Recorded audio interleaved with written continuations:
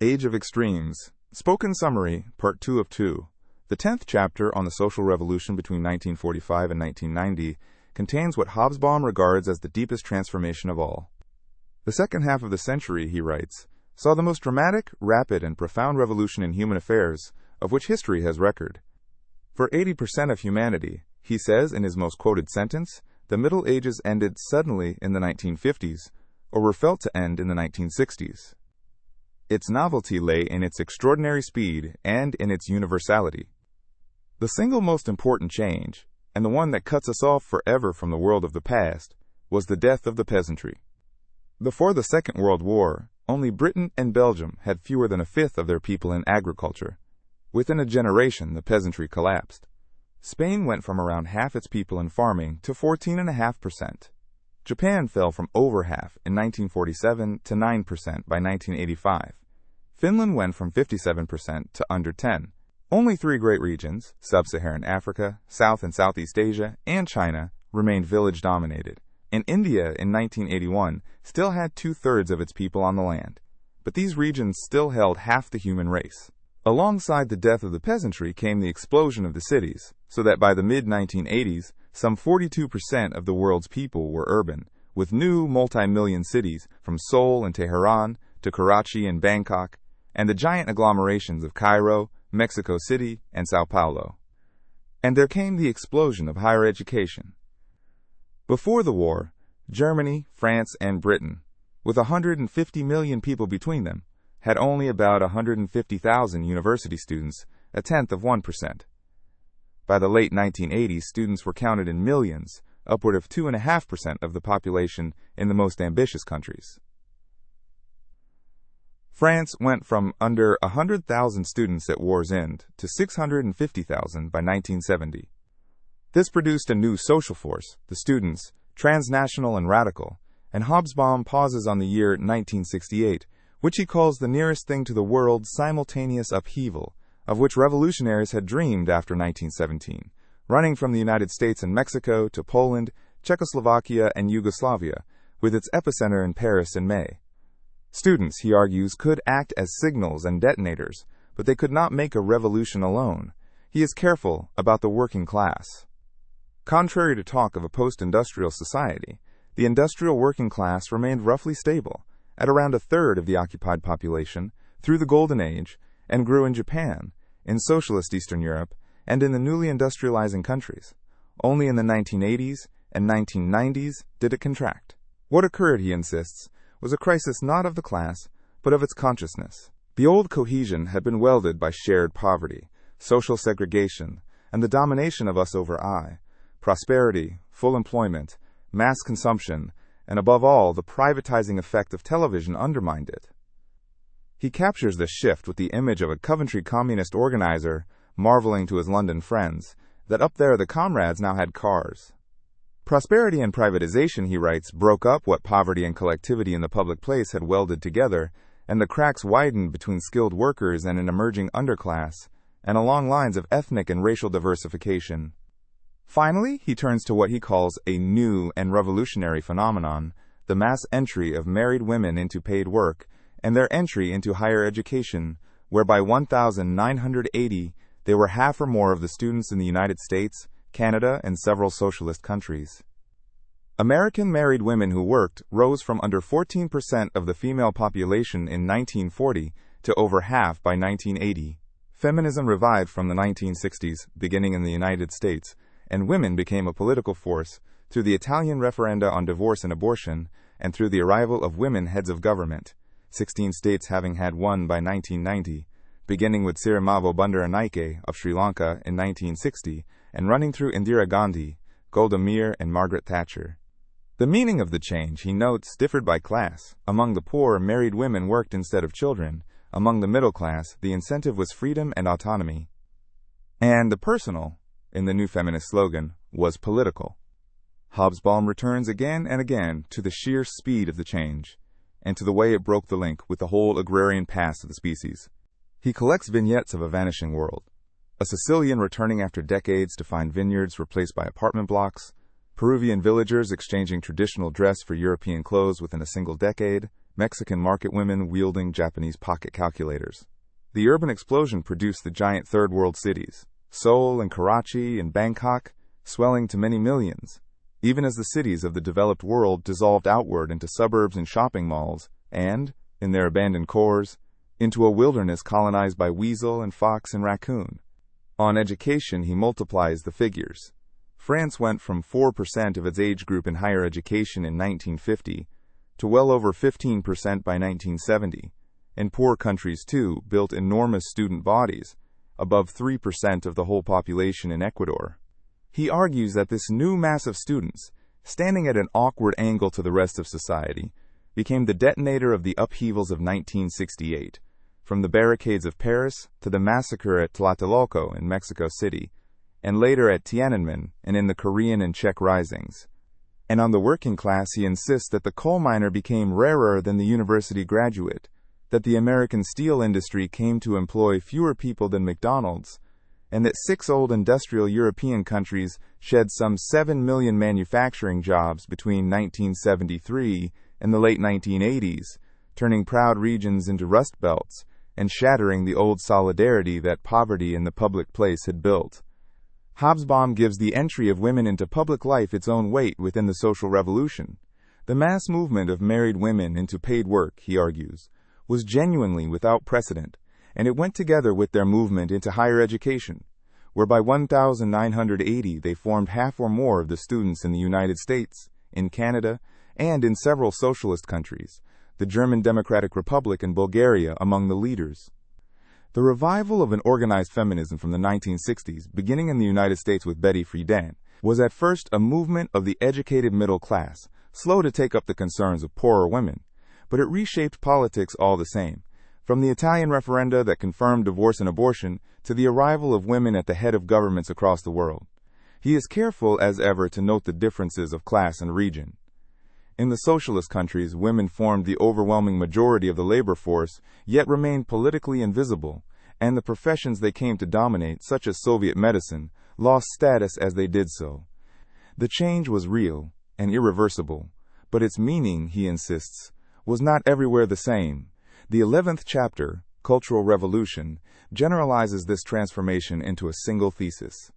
The Cultural Revolution of the later 20th century, Hobsbawm writes, can best be understood as the triumph of the individual over society, or rather the breaking of the threads which in the past had woven human beings into social textures. He approaches it through the family and through youth culture. The crisis of the family came with express speed.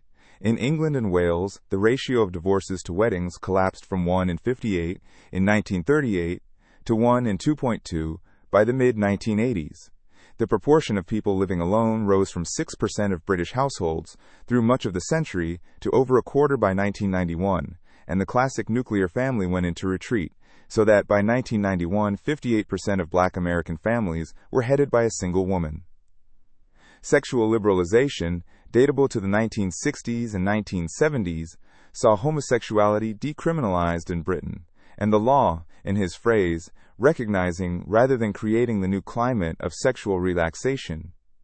The poet Larkin joked that sexual intercourse began in 1963 between the Lady Chatterley trial and the Beatles' first LP. Youth became an independent social agent, its culture demotic and antinomian. Rock music sold 75 to 80% of its output to those aged 14 to 25. Hobsbawm notes 3 novelties. First, youth was now seen not as a preparatory stage of adulthood, but as the final stage of full human development, even as the post-war world was actually governed by a gerontocracy of old men, from Adenauer and de Gaulle to Stalin, Mao, and Nehru, so that the young hero whose life and youth ended together, from James Dean to Jimi Hendrix, became an icon. Second, youth culture became dominant in the developed market economies, carried by mass purchasing power and by a technological change that for once reversed the role of the generations. Third, it became astonishingly international, carried by blue jeans and rock music and reflecting the overwhelming cultural hegemony of the United States. Its spirit was captured in the Paris slogans of 1968. It is forbidden to forbid, and I take my desires for reality, for I believe in the reality of my desires. For the first time in the history of the fairy tale, he writes, Cinderella became the belle of the ball by not wearing splendid clothes. The chapter's most searching argument concerns what this individualism cost. Hobsbawm invokes Margaret Thatcher's dictum that there is no such thing as society, only individuals, and argues that the triumph of the unlimited autonomy of individual desire eroded the very non-economic assets on which capitalism had silently depended. Traditional textures survived better in the Third World, where kinship still functioned as an information service, a labor exchange, and a social security system. But in the West, the havoc was greater. The mentally ill were deinstitutionalized to be cared for in a community that, in the cities of the West, no longer existed. Catholic cohesion crumbled, mass attendance in Quebec falling from 80% to 20% in a single decade, and women's demand for birth control, abortion, and divorce drove the deepest wedge between the church and its faithful. Capitalism, he writes in his central formulation, had succeeded because it was not just capitalist. Profit maximization and accumulation were necessary conditions for its success, but not sufficient ones, for it had relied on habits of trust, of labor, of deferred gratification, and on the family, which had no intrinsic connection with the pursuit of individual advantage. As we take for granted the air we breathe, he writes, so capitalism took for granted the atmosphere in which it operated, and discovered how essential it had been only when the air became thin. The historic irony he draws out is that this ideology triumphed at the very moment when it ceased to be as plausible as it had once seemed. Hobsbawm gives concrete shape to the collapse of old restraints. He cites an anthropologist's example of a young Brazilian man confronted by robbers threatening his companion, for whom the old codes of masculine honor had become simply irrational, to argue that the alternative to a discarded convention might turn out to be no rule at all.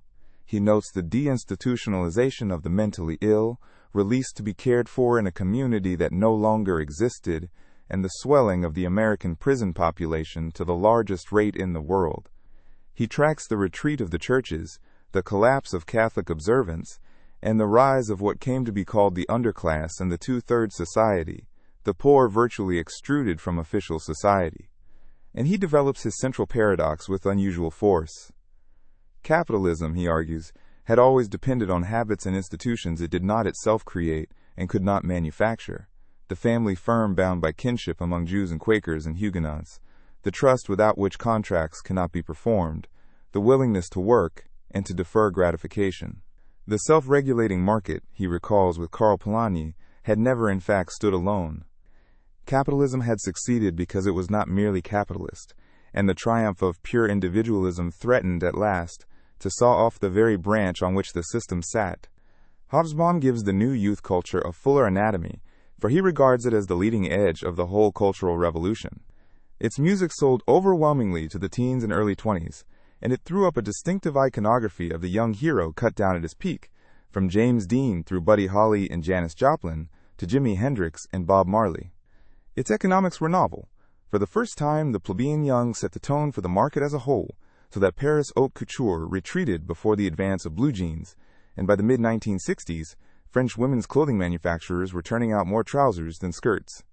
Its politics were antinomian, captured in the slogans of Paris in May 1968, and in the conviction that subjectivity itself was revolutionary, that one might, as the feminists put it, treat the personal as political.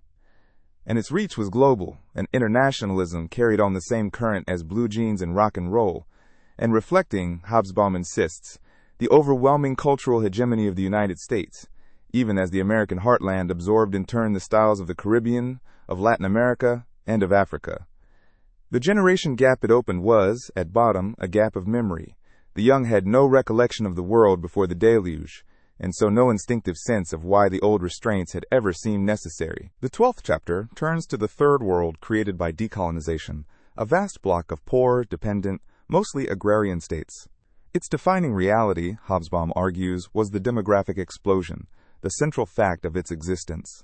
World population doubled in the 40 years after 1950, as death rates dropped like a stone from the 1940s, 4 or 5 times faster than in 19th century Europe, thanks to DDT, antibiotics, and the transport revolution, while birth rates stayed high.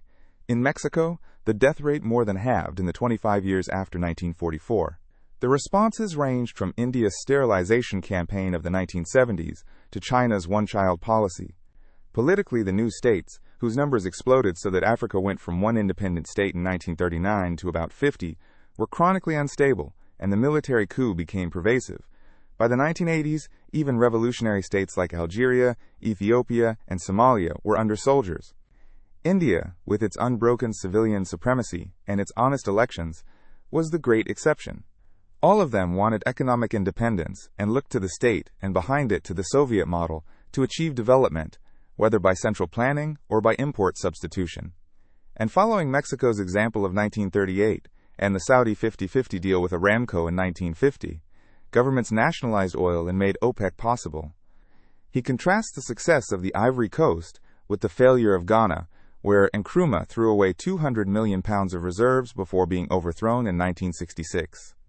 He then argues that by the 1970s, the very concept of a single third world was crumbling, because uneven economic development had split it apart. The oil producers grew fabulously rich, the United Arab Emirates reaching a per capita income of over $13,000 against Pakistan's $130.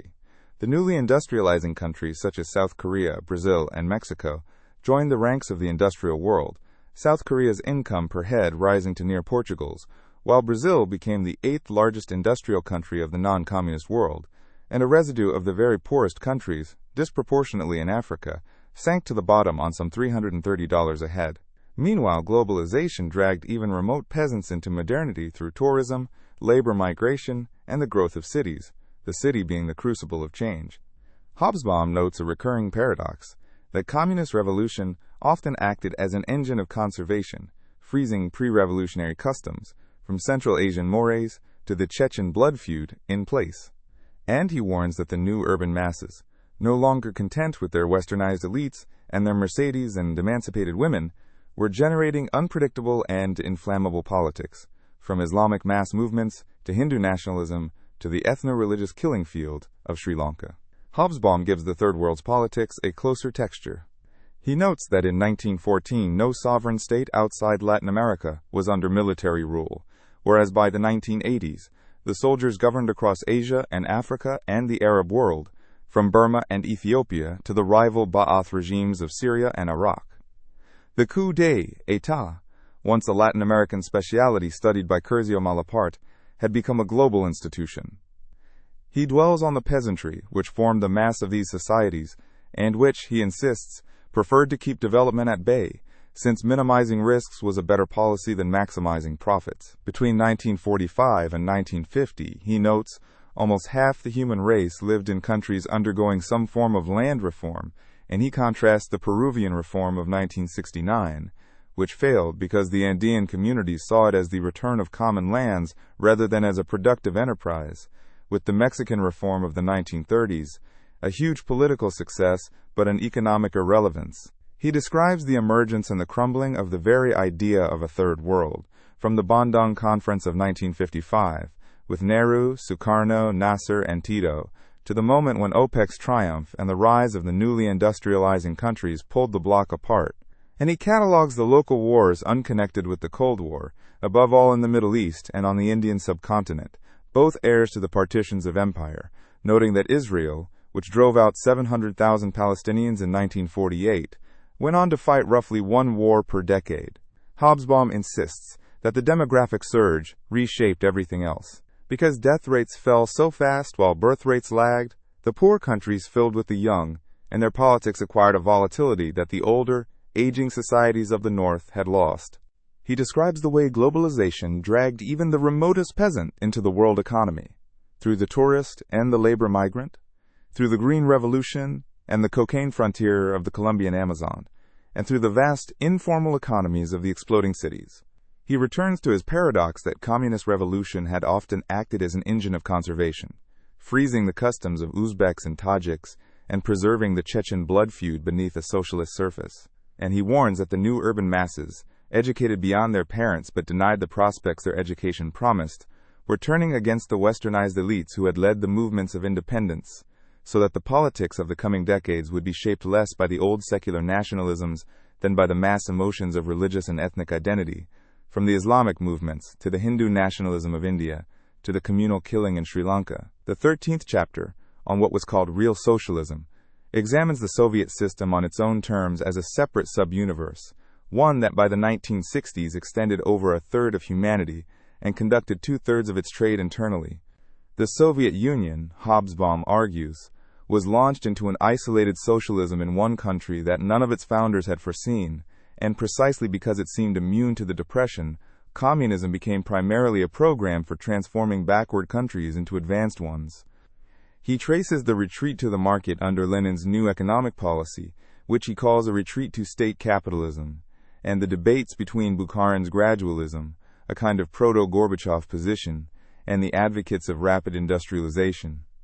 The scissors crisis, in which the peasants had nothing to buy, was the noose that eventually strangled the new economic policy. Then came Stalin's forced industrialization, driven by an autocrat, in his words, of exceptional, some might say unique, ferocity, ruthlessness, and lack of scruple. The first 5-year plans generated support by the very blood, toil, tears, and sweat they demanded, and rested in part on the prison labor of the Gulag, whose numbers ran between 4 and 13 millions. As the economy was a command economy, he writes in the chapter's key formulation, so Soviet politics was command politics, a kind of permanent war economy in which crisis was the form of management. It guaranteed a genuine social minimum of work, food, housing, pensions, health care, and above all education, even when in 1940 there was only one pair of footwear per inhabitant. But the system, he argues, had 3 fatal weaknesses. Its agriculture, wrecked by collectivization and the famine of 1932 and 1933, was a permanent failure kept afloat by tiny private plots, so that the Soviet Union, he writes, exchanged an inefficient peasant agriculture for an inefficient collective agriculture at vast cost, and from the early 1970s had to buy grain on the world market. It bred a swollen bureaucracy, with more than one administrator for every 2 blue-collar workers by the late 1930s, and it was fatally inflexible, with no mechanism for varying quality or for innovation, spawning a huge second or black economy. On the human cost he is unsparing, counting the victims of the terror in 8 digits rather than 7, and noting that the party's own 18th Congress in 1939 contained only 37 survivors of the nearly 1,800 delegates of 1934. Yet he rejects the label totalitarian, arguing that the system in fact depoliticized its citizens to an astonishing degree. Its dynamism, he concludes in a phrase that anticipates the collapse, contained the mechanism of its own exhaustion. He follows the crumbling of the satellite empire from Stalin's death in 1953 and the secret speech at the 20th Congress in 1956, through the crushing of the Hungarian Revolution that same year, the red line being Nagy's withdrawal from the Warsaw Pact, to the end of the Prague Spring in 1968, which marked the virtual end of the Moscow-centered international communist movement. Hobsbawm sets the achievement and the price side by side. In 1913, he notes, the Tsarist Empire, with 9% of the world's population, had produced under 4% of its industrial output. By 1986, the Soviet Union, with under 6% of the world's people, produced almost 15%, a genuine transformation of a backward country into an industrial and military superpower. But the same command structure that achieved this proved unable to move beyond it. He describes the system as one in which crisis was the normal form of management, run by storming and shock efforts, and in which quality and innovation had no place. He traces the political side with equal care, from the abandonment of inter-party democracy in 1921, so that democratic centralism became mere centralism, through the cult that turned communist systems into non-hereditary monarchies, and the mummified Lenin into a relic, to the Great Terror, in which 4 or 5 million party members were arrested and hundreds of thousands shot. He insists, against the Cold War orthodoxy, that the word totalitarian misdescribes a system whose deepest effect was to depoliticize its subjects to an astonishing degree, so that the Budapest passer-by might no longer know who Marx had been. And he follows the slow crumbling of the empire, from the thaw that Ehrenberg named, through Poland and Hungary in 1956, to the Prague Spring of 1968, after which the growth rate of the whole Soviet economy sank from nearly 6% in the 1950s toward 2% by the early 1980s. Hobsbawm is at pains to convey what the system felt like from inside, and why it commanded, for decades, a genuine, if grudging, loyalty. It had lifted a peasant country into the front rank of industrial and military powers within a generation, and it delivered, however shabbily, the securities the market did not: a job, a roof, schooling, a doctor, a pension. He recalls that between the wars and for 15 years after 1945, the socialist economies actually grew faster than the capitalist ones, so that Khrushchev could believe, and Western statesmen have fear, that socialism would outproduce and bury its rival. He describes the emergence of the second economy, the web of unofficial deals and bribes without which the official one could not function, and the swelling of the privileged stratum the Russians called the nomenklatura, and he draws the moral that the very rigidity which had made possible the forced march of the 1930s became, once the country had to compete in a sophisticated world economy, the guarantee of its stagnation, so that the system's dynamism, in his memorable phrase, contained the mechanism of its own exhaustion. The third and final panel of the book, The Landslide, opens with the 14th chapter, The Crisis Decades. After 1973, Hobsbawm argues, the world lost its bearings and slid into instability and crisis. This was not a repeat of the 1930s. The global economy did not break down, and the developed capitalist world ended the century far richer and more productive than before. What changed was that its operations had become uncontrollable. The crisis decades, he writes, were the era when the national state lost its economic powers to a globalized, transnationalized economy that no government could master. The euphemism recession replaced the forbidden words slump and depression, but the symptoms were real. Western European unemployment crept back up from 1.5% in the 1960s to over 11% by 1993. Homelessness returned to the richest cities, with 23,000 people sleeping rough or in shelters in New York on any night in 1993. And inequality widened, with Brazil standing as a monument to social injustice, a world championship of inequality in which the bottom fifth received 2% of income while the top 10th took almost half. The uncontrollability opened an ideological war. The neoliberal minority, led by Hayek, who won the Nobel Prize in 1974, and Friedman, who won it in 1976, went on the offensive against the Keynesian consensus, which had bought time with public spending and debt. Chile, after the overthrow of its popular government in 1973, became the laboratory where a terrorist military dictatorship allowed American advisors to install an unrestricted free market economy, demonstrating, Hobsbawm notes, that there is no intrinsic link between the free market and political democracy. He treats the contest as a war of incompatible ideologies rather than of techniques, citing Titmus's study of voluntary blood donation as a reminder that some values lie beyond the market. Yet neoliberalism was no more successful than its rivals.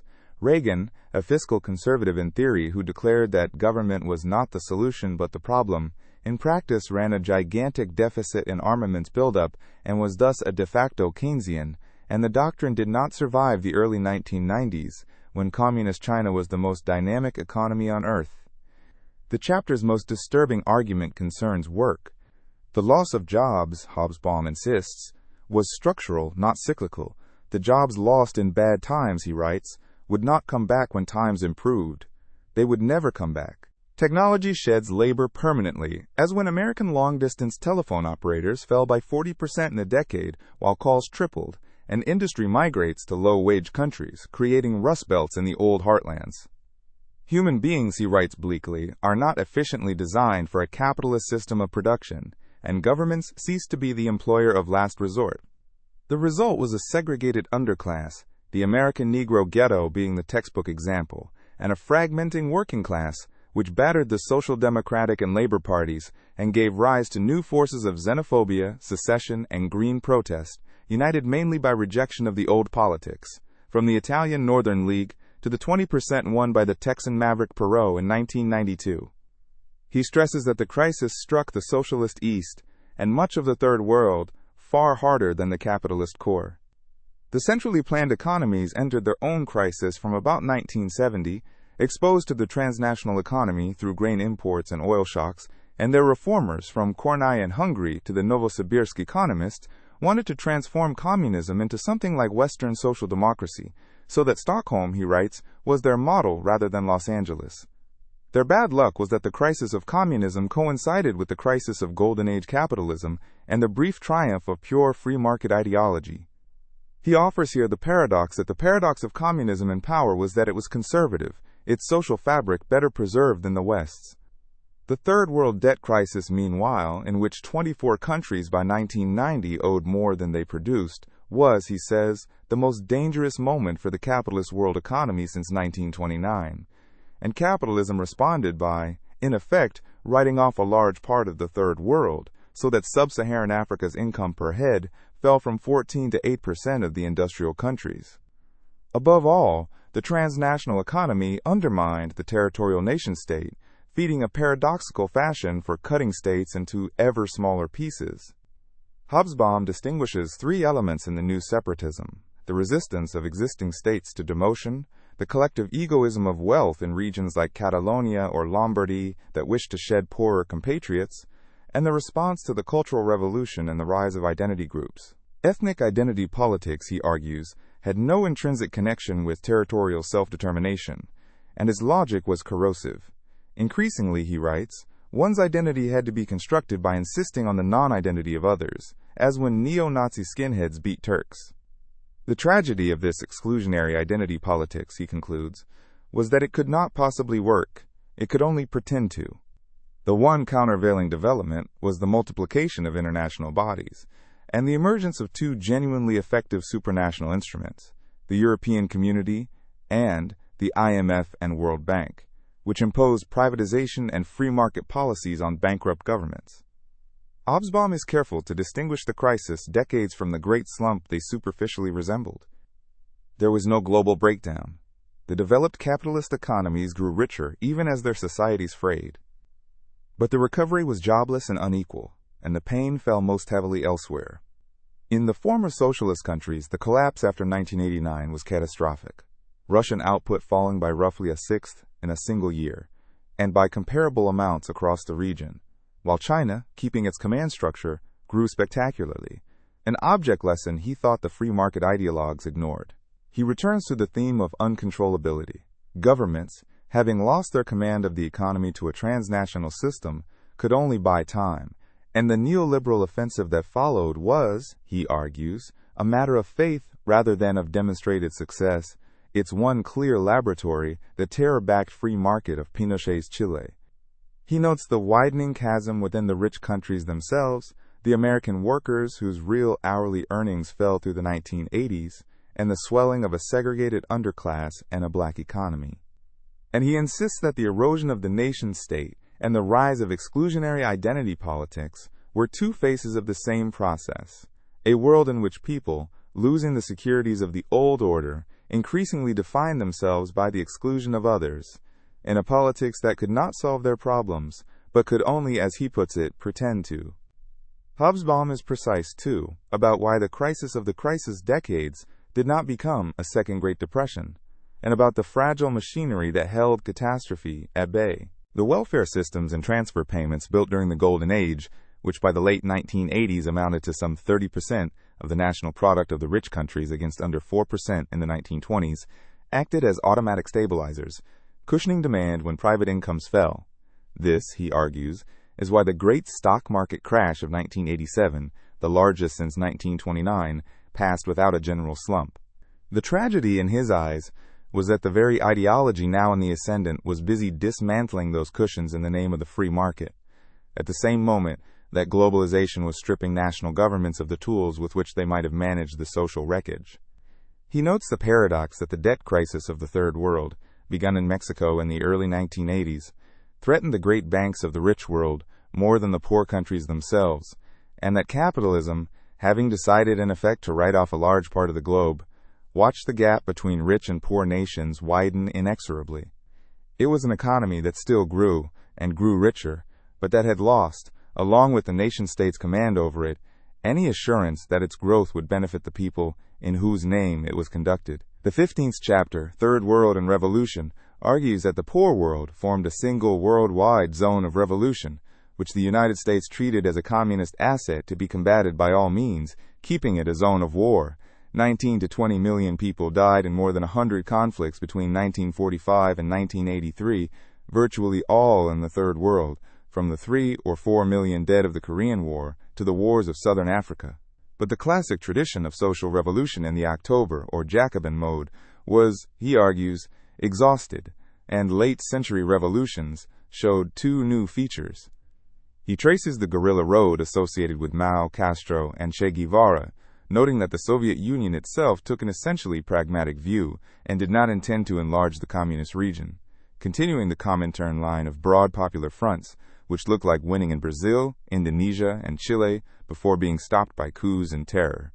In Indonesia in 1965, perhaps 500,000 communists were killed, in what he calls probably the largest political butchery in history. The Cuban Revolution of January 1959 succeeded, he stresses, mainly because the Batista regime was fragile, Fidel's guerrillas capturing their first small town only in December 1958.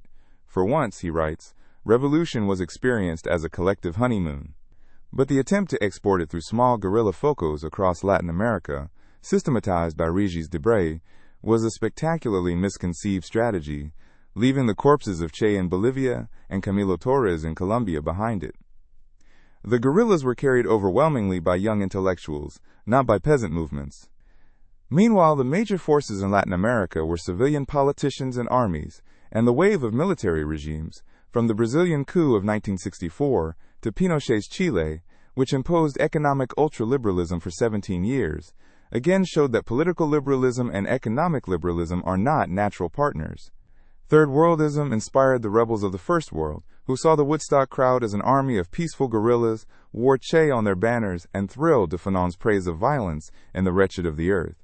The student wave of 1968, he argues, was less a revolution than a cultural upheaval, and it was the last hurrah of the Old World Revolution. It revived a peculiar seminar-oriented Marxism among young Western intellectuals, even as it accompanied the darkest era of torture, death squads, and the disappeared in Latin America. The two genuinely new features he identifies are the atrophy of the old revolutionary tradition and the revival of the urban masses. The atrophy was dramatized by the Iranian Revolution of 1979, which he calls the greatest by far of the revolutions of the 1970s, and one of the major social revolutions of the 20th century. The first made and won under the banner of religious fundamentalism, which replaced the old regime with a populist theocracy whose professed program was a return to the 7th century. As bizarre a development, he writes, as if Pope Pius IX had taken the lead in the Roman Revolution of 1848. The revival of the masses meant that revolution, which in 1789 and 1917 had been made in cities and then sealed by the countryside, and which after the 1930s had been made in the countryside, now once more came from the city. Mass action, from Iran to the East German exodus to the Intifada, demonstrated a regime's loss of legitimacy, an application of Lenin's maxim that voting with one's feet could be more effective than voting in elections. Yet Tiananmen in 1989 showed that such mobilization could still be stopped by guns, and the end-of-century world, he concludes, was in a state of social breakdown rather than revolutionary crisis, full of violence and available arms. Hobsbawm sets the whole zone of revolution against the backdrop of the wars that ravaged it. He counts more than 100 significant conflicts between 1945 and 1983, almost all of them in the poor world, and reminds his reader of their scale.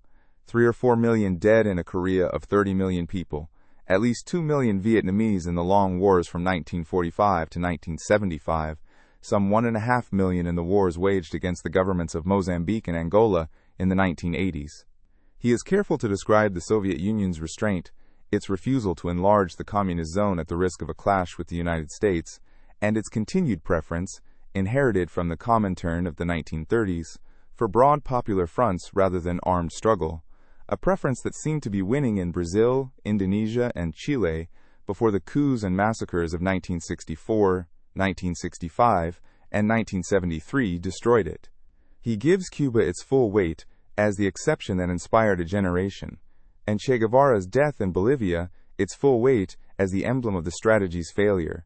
He explains how Third Worldism gave the impotent revolutionaries of the rich countries a way out of their impotence, and how the students of 1968, disproportionately effective though they were, made not a revolution but a cultural upheaval. And he insists that the movements of the age, far from being ecumenical, were relentlessly national, so that China pursued a self-centered policy that ended by aligning it with the United States against the Soviet Union, and the Moscow-centered movement, its coffin nailed down by the invasion of Czechoslovakia, gave way to the national roads of Euro-communism. The 16th chapter, End of Socialism, brings the political story to its climax. Hobsbawm first sets China apart, a civilization of 1 in 5 human beings, 94% of them Han, which had seen itself for 2,000 years as the center and model of world civilization, so that its communism was both social and national, and its true successor, in 1949, to the imperial dynasties after a 40-year interregnum. Organization, rather than doctrine, he remarks, was the chief contribution of Lenin's Bolshevism to changing the world. He recounts Mao's catastrophes as 3 stations of the cross: ultra-rapid collectivization, the Great Leap Forward of 1958, and the famine of 1959 to 1961, probably the greatest famine of the 20th century, followed by the 10-year Cultural Revolution, all animated by a very Chinese utopianism, a collectivist mysticism that held subjective forces to be all-powerful, symbolized by the backyard furnaces and the 24,000 people's communes set up in 2 months. Yet under Mao, he notes, life expectancy rose from 35 to 68, and primary school enrollment reached 96%, even as China lost ground to Japan and the little dragons around it. He then diagnoses the Soviet slowdown, in which the rate of growth of everything fell, in his image, at the pace of an increasingly tired ox, and in which the stagnation and even dipping of life expectancy undermined confidence in socialism, he says, perhaps more than anything else, while corruption and the rise of the nomenklatura lubricated a rusty engine in the Brezhnev era of stagnation. The oil crisis, he argues, gave the Soviet Union a guaranteed weekly winning ticket to the lottery that postponed reform and tempted Brezhnev into the suicidal course of matching American arms, while petrodollar loans flooded into inflexible socialist economies and produced the debt crisis of the 1980s. Poland he identifies as the Achilles heel, with its anti-Russian and Catholic nationalism, its independent church, from which came Pope John Paul II in 1978, and its politically powerful working class, whose solidarity movement showed the regime at the end of its tether without being overthrowable by agitation, so that martial law in 1981 preempted a Soviet intervention the Soviets were increasingly unwilling to make. The heart of the chapter is Gorbachev, and the insoluble conflict at the center of his reforms. He came to power in 1985 amid a ferment among the educated technical intelligentsia, though the mass of Soviet people still found the regime legitimate, the country being, in his phrase, the old Tsarist empire under new management. Reform was a rebellion of the 30 and 40-year-olds, not a movement from the grassroots. Ending the Second Cold War was Gorbachev's immediate objective and his greatest success, and if any single man ended some 40 years of global Cold War, Hobsbawm writes, it was he. But the party and state command structure was the only thing that made the Soviet system work, and it was also the chief obstacle to transforming it, so that glasnost, a far more specific program than perestroika, destroyed the very mechanism that perestroika needed. Democratizing armies, he observes, does not improve their efficiency. The reformers, he says, wished to have the advantages of capitalism without losing those of socialism, but their positive alternative, a socialist market economy, was little more than a phrase. The country moved toward pluralist electoral politics at the very moment it subsided into economic anarchy, until, in his stark summary, nobody governed, or rather obeyed, in the Soviet Union anymore, and Yeltsin captured the Russian Federation to bypass Gorbachev's Union. He insists that the events in Eastern Europe in 1989 were not, properly speaking, revolutions, for none of the regimes was overthrown. They survived only by virtue of the void they had created around them, and when Moscow withdrew its support, they simply abdicated quietly, without a shot except in Romania, an unconscious revenge, he writes, on the Western propagandists who had said such totalitarian regimes could never fall. Ceausescu's booing was caught forever on videotape. The intellectuals who briefly replaced them, and the tidal wave of talk about civil society, did not last. As in 1848, the moment of freedom and truth did not last. Gorbachev he calls a tragic figure, a communist czar liberator like Alexander II, who destroyed what he wanted to reform and was destroyed in the process. When the Emergency Committee mounted its coup in August 1991, 2 days before the new Treaty of Union was to be signed, it was less a coup than a proclamation that the machinery of real power was once again in operation. But the symbolic reassertion of authority was no longer enough. Perestroika, in his summary, had defeated the conspirators by changing society, and it had also defeated him. The destruction of the Soviet Union, he concludes, achieved the reversal of almost 400 years of Russian history, and left a vast zone of disorder between Trieste and Vladivostok. Two lessons follow: how superficial the hold of communism proved to be, spreading faster than any ideology since Islam in its first century, yet vanishing almost overnight, because it was a faith of cadres and an instrumental faith that asked to be judged by success and had no reserves against failure, and how the collapse ironically vindicated Marx's own thesis that productive forces, coming into contradiction with the social relations of production, are transformed into their fetters. But the failure of really existing socialism, he insists, does not reflect on the possibility of other kinds of socialism, and he closes with the deathbed question of the economist Oscar Lange, asking again and again whether there had been an alternative to the brutal, unplanned rush forward of the first 5-year plan. Hobsbawm gives China's trajectory a fuller telling because it diverged so sharply from the Soviet one. He describes the desperate poverty from which the communists began, an average Chinese in the early 1950s living on half a kilo of grain a day and buying new footwear once in 5 years, and the utopian violence of Mao's later years, the backyard steel furnaces in the communes, the belief that subjective forces were all-powerful and that revolution could never end. Yet he balances the catastrophes against the gains, the near doubling of the population, the 6-fold rise in primary school enrollment, the leap in life expectancy, and he notes that Deng Xiaoping's pragmatic new course began almost the moment Mao died in 1976, producing growth of nearly 10% a year in the 1980s, while the command structure was kept intact. On the Soviet side, he is precise about the mechanics of decline, the growing dependence on energy exports, which by the mid-1980s furnished more than half the country's foreign earnings and turned it into something like an energy-producing colony, and the corrosive spread of bribery and privilege that lubricated a rusty engine. He describes the disintegration of authority with his characteristic paradox that the alternative to the party's power was not constitutional democracy, but, in the short run, no authority at all, so that nobody any longer governed or obeyed. And he reflects on the superficiality of communism's hold, a faith that had spread faster than any since Islam and yet evaporated overnight, because it was the faith of cadres rather than of whole peoples, and an instrumental faith that had no reserves against failure. Hobsbawm reflects, in closing, on what the collapse did and did not prove.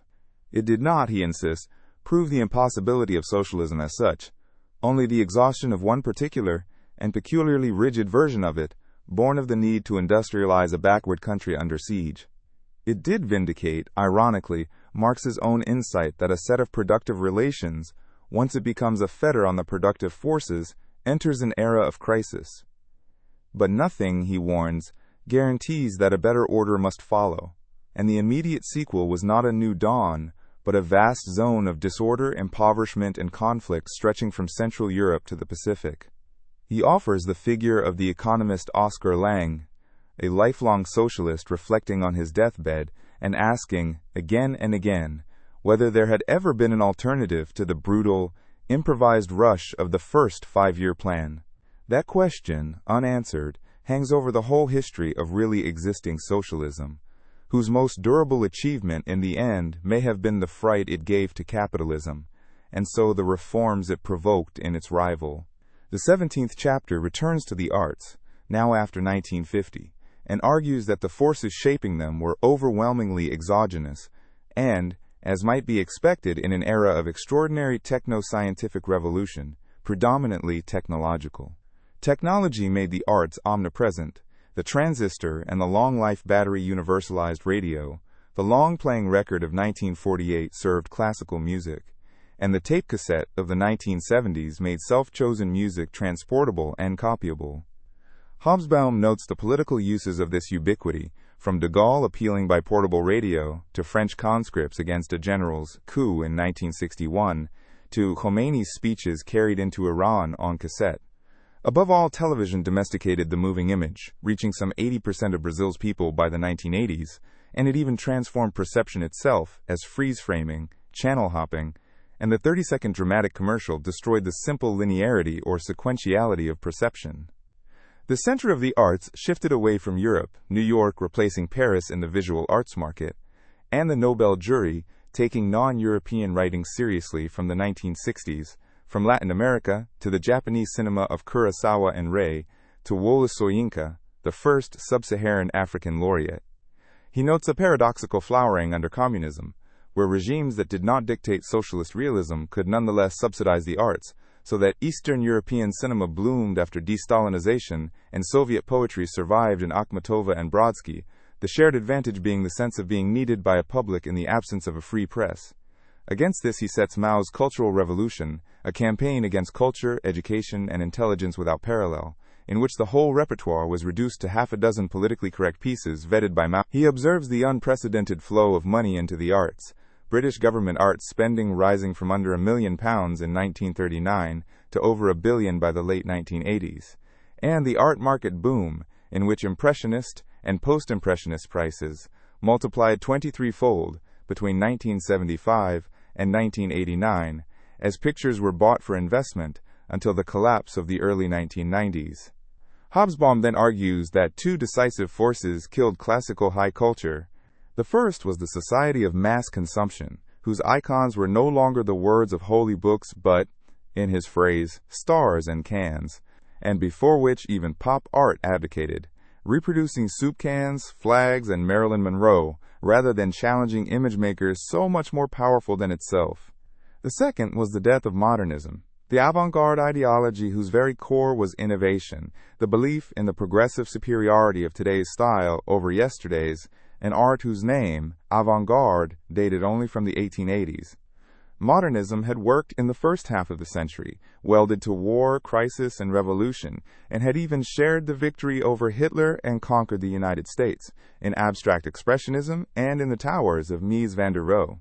But from the late 1960s came the reaction called postmodernism, first in architecture, with Philip Johnson topping his skyscrapers with Chippendale pediments, and then spreading across philosophy, the social sciences, and history through French deconstruction. All the postmodernisms, he writes, had in common an essential skepticism about the existence of an objective reality and a radical relativism.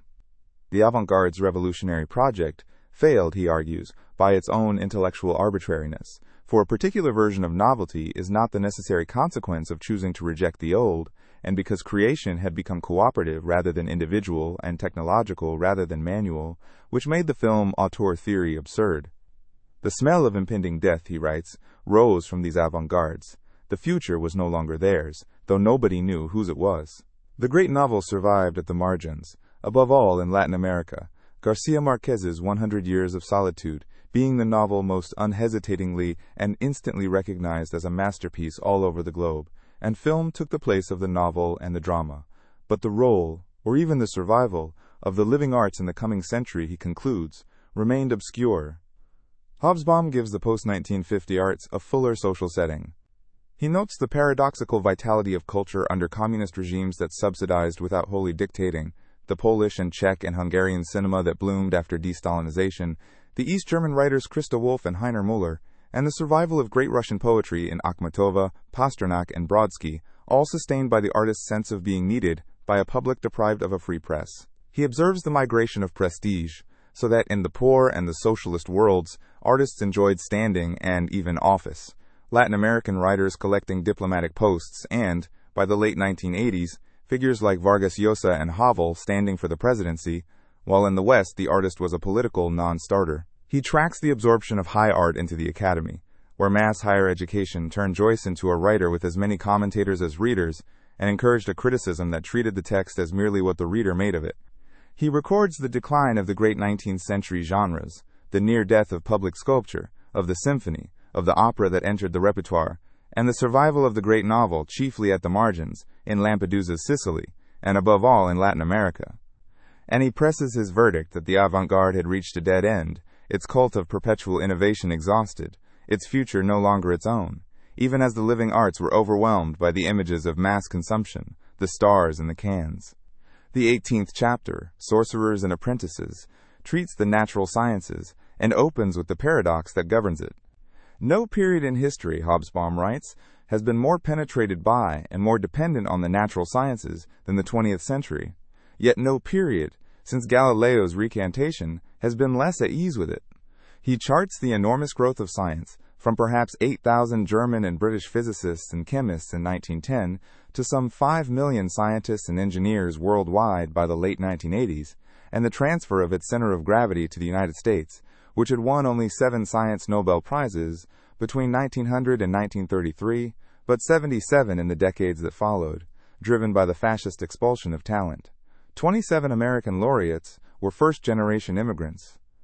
He shows how theory translated ever more quickly into technology, from Otto Hahn's discovery of nuclear fission in 1939, which even Niels Bohr doubted could be applied, to the transistor of 1948, the laser of 1960 that became the compact disc, and the recombinant DNA that became biotechnology within 20 years. He recalls that he himself was a Cambridge Fellow when Crick and Watson discovered the structure of DNA within a few tens of yards of his college gates, and barely noticed. And he stresses that the new technologies required no understanding whatever from their end users, the supermarket barcode scanner being the new human norm, so that the sorcerer's apprentice, he writes, no longer had to worry about his or her lack of knowledge. Fax machines, he adds, do not function better when operated by professors of electronics. Yet science bred discomfort even as dependence grew, because it had broken with sense experience and with common sense logic, and become, in his phrase, the century of the mathematicians, with theorists in the driving seat. He narrates the great disturbances of certainty, the wave and particle duality of light, which Einstein himself admitted amounted to 2 theories of light without any logical connection between them. Rutherford's discovery of the atomic nucleus and Bohr's model of the atom, which worked but was, by classical mechanics, quite irrational and absurd, Heisenberg's uncertainty principle of 1927, that to look at a thing means to knock it out of place, and Gödel's theorem of 1931, which proved that a system of axioms cannot be based on itself, Einstein resisted to the end, insisting that God does not play dice, and that an inner voice told him quantum mechanics was not the real truth.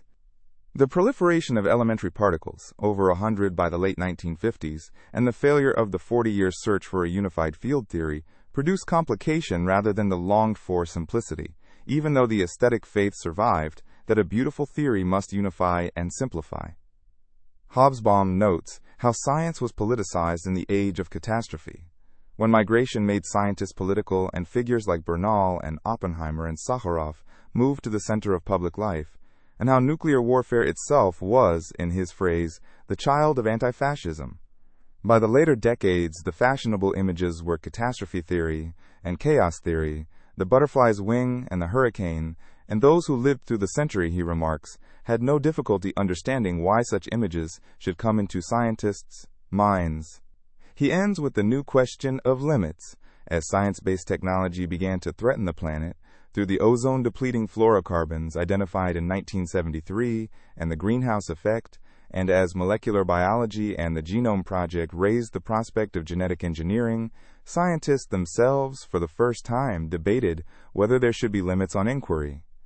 Even those sorcerers who resisted all limits, he observes, did not trust their apprentices. Science had become too big, too powerful, and too indispensable to be left to its own devices. Hobsbawm gives the sciences a broader social frame. He notes that the scientific community had become a small but decisive oligarchy, half of all American doctorates in the 1950s and 1960s issuing from just 15 graduate schools, and that the brains drain flowed steadily from the poor countries to the rich for plainly economic reasons. He records the ways in which the century's discomfort with science expressed itself. The rise of a gloomy science fiction descended from H.G. Wells, the wave of flying saucer sightings that began in the United States in 1947, the resistance to the fluoridation of water, and Kubrick's Dr. Strangelove. He is careful about the totalitarian assaults on science, the Nazi rejection of what it called Jewish physics, which drove out the talent that had won Germany a quarter of the physics and chemistry Nobels before 1933, and the Soviet embrace of Lysenko's Lamarckism, which sent the geneticist Vavilov to die in a labor camp. And he stresses the aesthetic faith that governed the physicists even as their world grew stranger, the conviction, in Keats's line, that beauty is truth and truth beauty, and that a good theory must unify and simplify, a faith increasingly at odds with a science that produced ever more particles and ever more complication, and that ended the century reaching, in Stephen Hawking's phrase, for a theory of everything it had not found. Hobsbawm ends the chapter on the new question of limits, which he regards as one of the century's genuinely novel developments. For most of its history, science had asked only how to extend knowledge. Now, as its technologies began to threaten the planet, through the fluorocarbons that were found in 1973 to be eating the ozone layer, through the accumulating carbon dioxide of the greenhouse effect, and above all, through the molecular biology that made genetic engineering conceivable, scientists themselves began to ask whether some lines of inquiry ought not to be pursued at all. The debate over recombinant DNA, and later over the mapping of the human genome, raised, for the first time within the scientific community, the possibility of self-imposed restraint, complicated by the fact that molecular biologists now had large financial stakes in their discoveries. He frames the argument as one between optimists and pessimists about the human race, and observes dryly that even the sorcerers who resisted all limits on their own inquiries did not, in the end, trust their apprentices. Science had become too vast, too powerful, and too indispensable to be left to itself, and yet, he insists, it remained the achievement by which the 20th century might best deserve to be remembered as an age of human progress and not merely of human tragedy. The 19th and final chapter, Towards the Millennium, gathers the whole argument into a somber conclusion. The short 20th century, Hobsbawm writes, ended in problems for which nobody had, or even claimed to have, solutions. For the first time in 2 centuries, the world entirely lacked any international system or structure. After 1989, dozens of new states appeared with no mechanism, no consortium of great powers, to determine their borders. The only remaining great power in the sense of 1914 was the United States. Russia had been reduced to the size it had held in the mid-17th century, never, since Peter the Great, so negligible. Britain and France had shrunk to regional status, Germany and Japan were economic giants without military muscle, and the European Union could not manage a common political policy. The danger of war, he says, had merely changed, not disappeared, as the post-1989 conflicts from ex-Yugoslavia to the Caucasus showed. Meanwhile, the nation-state had lost its monopoly of effective force through what he calls the democratization or privatization of the means of destruction, so that small groups could now destroy anywhere, and nuclear arms and know-how were widely available on the world market. The North always won its battles, as the Gulf War of 1991 demonstrated conclusively, but the First World could win battles and not wars against the Third, having lost the old imperial capacity to administer conquered peoples with a handful of officials. He surveys the failure of every program. Soviet communism was unquestionably dead, its faith in universal state ownership and planning without a market discredited. But its neoliberal counter-utopia, the theological faith in the totally unrestricted market, was also demonstrably bankrupt, for no laissez-faire society had ever actually existed, and shock therapy in the ex-socialist countries had proved economically dreadful and both socially and politically disastrous. The old debate between capitalism and socialism, he predicts, will be seen by future generations as a relic of the 20th century's ideological wars of religion, like the disputes of Catholics and Reformers in the 16th and 17th centuries. Traditional religion offered no plausible alternative. The Western churches were in disarray, Roman Catholicism in precipitous decline from the 1960s, and the fundamentalisms and identity politics that colonized the ruins, and the way weeds colonized bombed sites, added a tinge of class struggle against the westernized rich with their Mercedes and emancipated women, but they looked back to an imagined past and offered no solutions, combining intellectual nullity with strong, even desperate mass emotion. They had become, in Karl Kraus's phrase about psychoanalysis, the disease of which they purported to be the cure, and the Wilsonian and Leninist right to national self-determination had been reduced to a savage and tragic absurdity. The deepest problem, Hobsbawm argues, was that human collective institutions had lost control over the collective consequences of human action. He then names the 2 problems he regards as genuinely decisive, the demographic and the ecological, while insisting that he, the author, has no solutions to offer either. World population would probably stabilize at around 10 billion, some 5 times its numbers of 1950, around the year 2030. If that forecast were wrong, he says, all bets on the future would be off. Rich, aging societies that had ceased to reproduce would be surrounded by poor countries full of vast armies of the young, and the likely outcome was temporary and conditional immigration into essentially inegalitarian, apartheid-type societies, a friction he expected to be a major factor in the politics of the coming decades. And the environment set a real, if not imminent, limit for a rate of economic growth like that of the second half of the century, if maintained indefinitely, must have irreversible and catastrophic consequences on a timescale measured in decades rather than centuries. The 4% of the world's people in the United States were the single greatest source of global pollution, and market solutions were inadequate, for the 12 to 15-fold rise in oil prices after 1973 had not reduced consumption. From the environmental point of view, he writes in the book's pivotal sentence, if humanity was to have a future, the capitalism of the crisis decades could have none. Turning to the world economy, he argues that, left to itself, it would probably keep growing, possibly on a new upswing of the long Kondratiev wave, drawing most of the world's people into a single global economy. The great exception was the apparently irreversible widening of the chasm between the rich and the poor countries.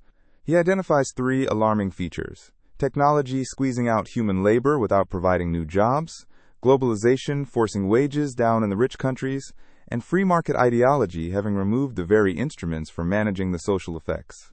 He notes that transfer incomes had risen to some 30% of Western national product by the late 1980s, against under 4% in the 1920s, which is why the Wall Street crash of 1987, the largest since 1929, did not produce a slump. But both those stabilizers, welfare and stable tertiary employment, were now being undermined. Its economic miracles, he insists, were not achieved by laissez-faire, but against it, and he quotes a 1993 consultant's remark that perhaps Marx was right, after all, and a Financial Times editorial admitting that the system had brought trickle up rather than trickle down, and left 2/3 of the world's people little better off. He cites Schumpeter's warning that economic fluctuations are not, like tonsils, separate things that can be removed, but are, like the beat of the heart, of the essence of the organism. He then takes up the nation-state and democracy. Western triumphalism, he warns, confused capitalism with liberal democracy, and no observer could be as sanguine about liberal democracy as about capitalism. Political instability was the most obvious feature of the age, with even Canada, Belgium, and Spain uncertain of survival as single states. The nation-state was being eroded from above and below, losing power to supranational bodies and to disintegration, and losing its monopoly of force to private security and private couriers, even as technology reinforced its powers of surveillance. Yet the state remained more indispensable than ever to counter the iniquities of the market and to redistribute income. He contrasts Brazil, far richer per head than Sri Lanka, with Sri Lanka's longer life expectancy and lower infant mortality, achieved through subsidized food and free education and health, to conclude that social distribution, and not growth, would dominate the politics of the new millennium, whose fate would depend on the restoration of public authority. Finally, he states the dilemma of democracy in the century of the common man. Government could be of the people and for the people, he argues, but increasingly not by the people, as decisions escape to private corporations, supranational bodies, and above all, the mass media, which had become a more important component of the political process than parties and elections, though in no sense a means of democratic government. Elections became contests in fiscal perjury, citizens withdrew from a distrusted political class, and American blue-collar turnout fell by a third between 1960 and 1988. Yet, he insists, in the 20th century, the common people had entered history as actors in their own collective right. Every regime save theocracy derived its authority from them, and even totalitarianism implied populism. When obedience was withdrawn in 1989, the Eastern European regimes abdicated, even though they still commanded their armed forces, for, in his formulation, one can rule against all the people for some of the time, and some of the people all the time, but not all the people all the time. The likely prospect, he fears, is a plebiscitary democracy on the model of Napoleon III, no encouraging future for parliamentary democracy of the liberal kind. Hobsbawm closes by refusing the role of prophet. History, he says, cannot tell us whether and how humanity can solve its problems. It is no help to prophesy, and history is, among more important things, the record of the crimes and follies of mankind. He feels less hopeful, he admits, though when he closed his long 19th century on a hopeful note. We live, he writes, in a world captured, uprooted, and transformed by the titanic economic and techno-scientific process of the development of capitalism, which has dominated the past 2 or 3 centuries, and which cannot go on ad infinitum. Our world, he warns, risks both explosion and implosion. and it must change. The book ends on its famous final judgment. "We do not know where we are going," he writes. "We only know that history has brought us to this point, and if his readers share the argument of the book, why. But one thing is plain, that if humanity is to have a recognizable future, it cannot be by prolonging the past or the present, and that if we try to build the third millennium on that basis, we shall fail. And the price of failure, that is to say, the alternative to a changed society, is darkness.